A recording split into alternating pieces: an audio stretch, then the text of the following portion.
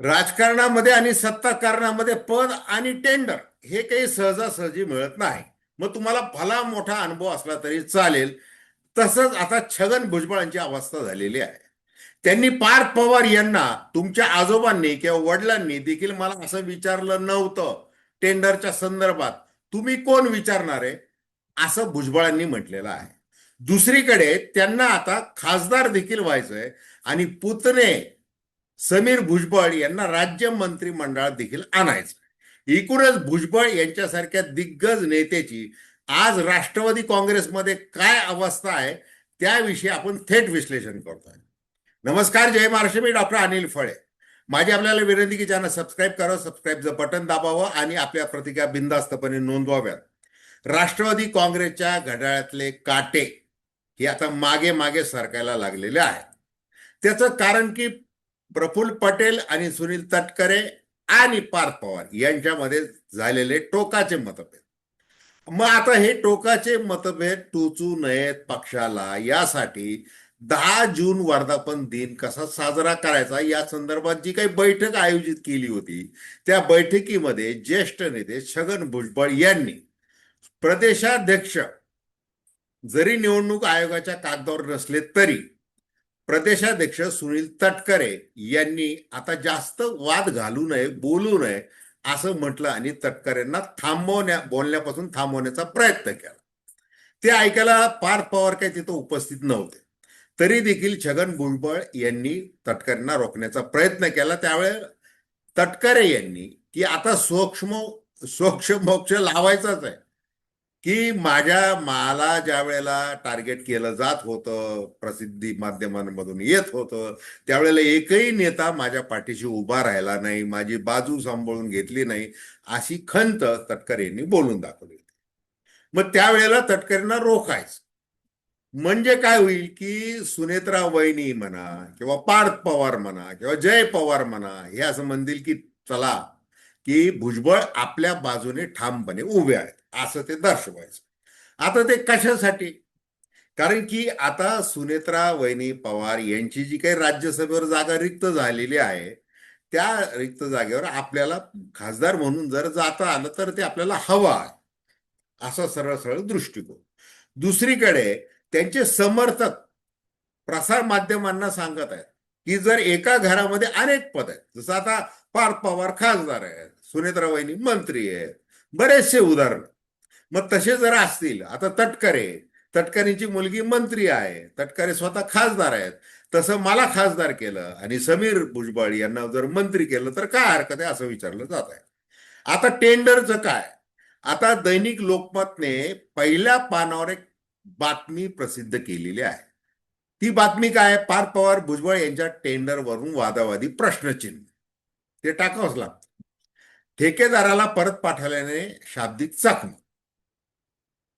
अजित पवार यांच्या राष्ट्रवादी पक्षाचे राष्ट्रीय सरचिटणीस पार्थ पवार आणि अन्न व नागरी पुरवठा मंत्री छगन भुजबळ यांच्या टेंडरवरून वादावादी झाल्याची माहिती आहे.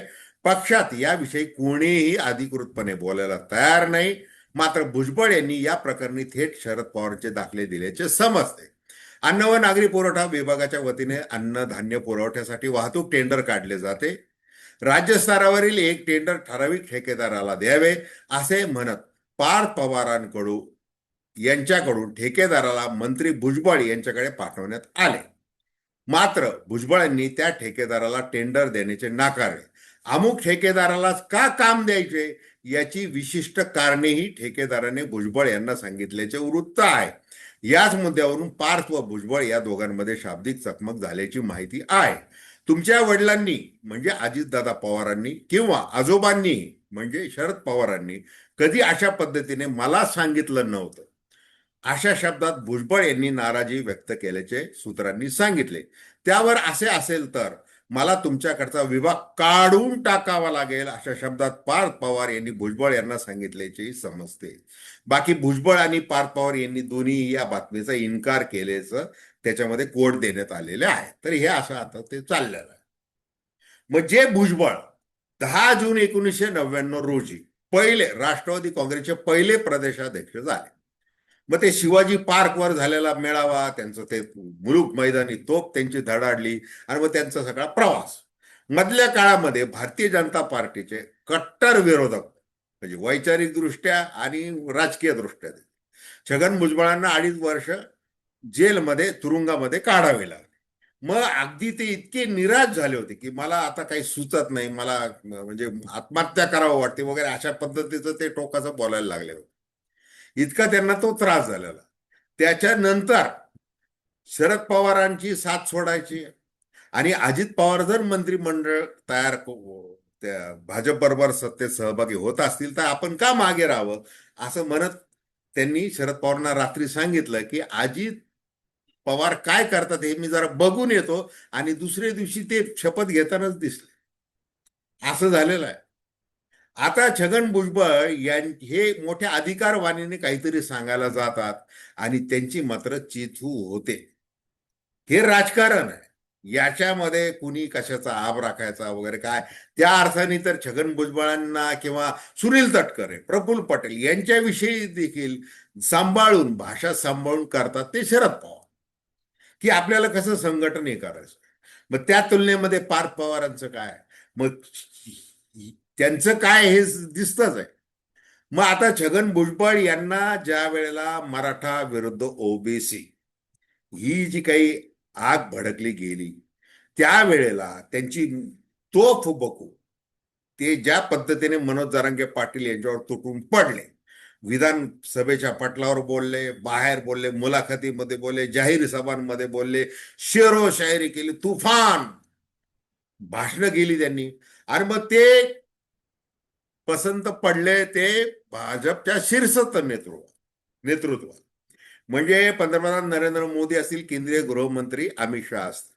मग ते ज्या ज्या वेळेला महाराष्ट्रामध्ये आले त्यांनी व्यासपीठावर खास छगन भुजबळ यांची चर्चा केली, त्यांची पाठ थोपटली, त्यांची वाह केली वगैरे वगैरे, ते सगळं महाराष्ट्राने पाहिलेलं आहे. मग ज्या वेळेला लोकसभेच्या निवडणुका आल्या 2024 मध्ये, त्यावेळेला आता आपल्याला संधी आहे की आपण आता राष्ट्रीय राजकारणामध्ये जायचं, आपण खासदार व्हायचं. आणि स्वतः दस्तूर खुद्द अमित शहा यांनी अजित दादा पवार, प्रफुल्ल पटेल आणि सुनील तटकरे या तिघांना सांगितलं की नाशिकमध्ये जर उभं करायचं आहे तर ते तुम्ही छगन भुजबळांना करा. मग आली पंचायत. मग छगन भुजबळांना तिथं बोलून घेण्यात आलं आणि त्यांना सांगितलं की असा असा वरून निरोप आलेला आहे. बरं, सांगितलं यांनीच. मग छगन भुजबळ लोकसभेच्या तयारीला लागले. 15 दिवस झाले, महिना झाला, 1.5 महिना झाला, काहीच पक्षीय पातळीवर निर्णय होणार. मग त्यांनी सांगितले की आता मी उमेदवारीच्या स्पर्धेतच नाही, मला काय करायचं. पुन्हा काहीतरी झालं, मग त्यांनी जाहीर वक्तव्यच करून टाकलं, तुम्ही मला मंत्रीपद देणार नाही, मला खासदारही करणार नाही, सगळंच काही करणार नाही, मी काय तुमच्या हातातलं खेळणं नाही, अशा पद्धतीने छगन भुजबळांनी जाहीर वक्तव्य केलं. मग त्यांचे समता परिषदेचे सगळे कार्यकर्ते, त्यांचे समर्थक यांनी मोठा निषेध तटकरे, प्रफुल्ल पटेल यांचा त्यावेळेला केला होता. आता परिस्थिती म्हणजे अनेक अर्थाने बदललेली. अशा परिस्थितीमध्ये पार्थ पवार यांच्या हातामध्ये एक हाती सत्ता, हुकुमशाही आहे असं ते दिसतंय, आणि ह्या नेत्यांना मात्र ते अडचणीचं झालं. मग ते चौकडीने काय केलं, कशा प्रकारे घाईघाईचं राजकारण केलं, काय केलं, अगदी टाळूवरचं लोणी घालण्याचा प्रयत्न केला, भाजपच्या नादी लागले वगैरे वगैरे, ते सगळं झालेलं आहे. अशा परिस्थितीमध्ये छगन भुजबळ यांना मंत्रीपद सांभाळताना पार्थ पवारांचा कसा त्रास होत आहे हे या बातमीतून दिसतं. आणि स्वतः छगन भुजबळ हे नेते आणि अभिनेते असे दोन्ही प्रकार आहेत. राजकारणामध्ये मुखवट्याच्या खाली एक खरा चेहरा लपून ठेवावा लागतो, तसं ते त्यांच्या अंगी जरी कसं बसलं तरी ते अधिकारवाणीने प्रचंड असे चिडतात, उपास गर्भ बोलतात, शेरोशायरी करतात. आणि आता पार्थ पवार हे त्यांच्या समोर अनेक अर्थाने आव्हान उभं राहिलेलं आहे. त्यामुळे त्यांना खासदार म्हणून होता येईल का, आणि ते खासदार झाल्यानंतर समीर भुजबळ यांना मंत्रिमंडळात घेतलं जाईल का, हा प्रश्न आहे. तर खूप खूप धन्यवाद. हा व्हिडिओ आपल्याला आवडला असेल अवश्य शेअर करा, सबस्क्राईब करा आणि आपल्या प्रतिक्रिया बिनधास्तपणे नोंदवा. धन्यवाद.